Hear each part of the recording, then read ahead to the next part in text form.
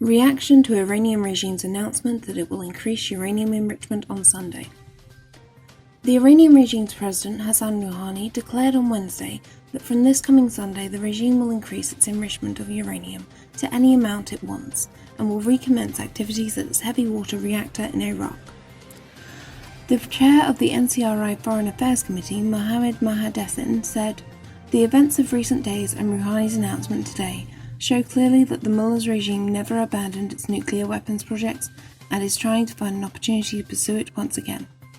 As the Iranian Resistance has repeatedly stated, the regime must not be allowed to carry out any uranium enrichment and its nuclear projects must be entirely dismantled."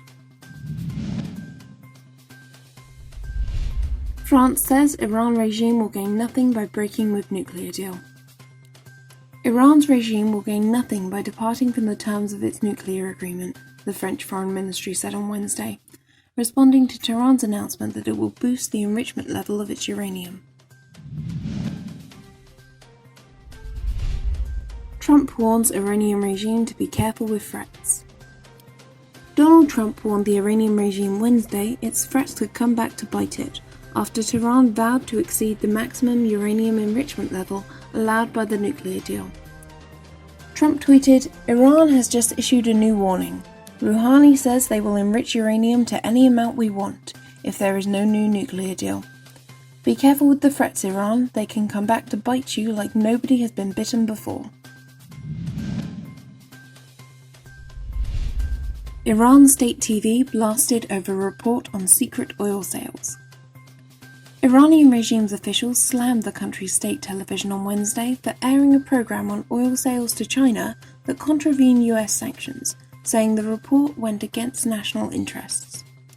The Hello Good Morning talk show featured on Tuesday a program on the Selena, an Iranian-flagged tanker under US sanctions that had reportedly delivered 1 million barrels of crude oil to China in late June. The program's host said, "This shows the sanctions are ineffective and Iran's path to sell its oil is not blocked." Foreign Minister Mohammad Javad Zarif said this will hurt Iran's national interests. Oil Minister Bijan Namdar Zaghena said the program has undone what the ministry set out to do. He had previously said that Iran was keeping up oil sales through unconventional means, kept secret to skirt US sanctions. Supporters of a free Iran to march in Berlin on Saturday. Thousands of Iranians will march in Berlin on Saturday in support of an end to the religious dictatorship ruling Iran.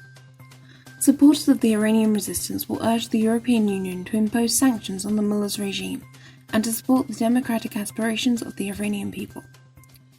Supporters of the main democratic opposition, the MEK, will rally at the Brandenburg Gate in the German capital in the third of a series of major Free Iran marches going on in Europe and the United States.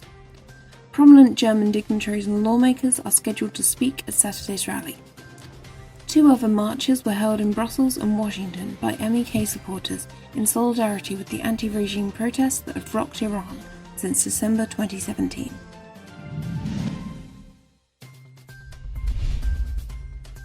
Iran Attorney General reacts to police brutality video, vows to continue crackdown.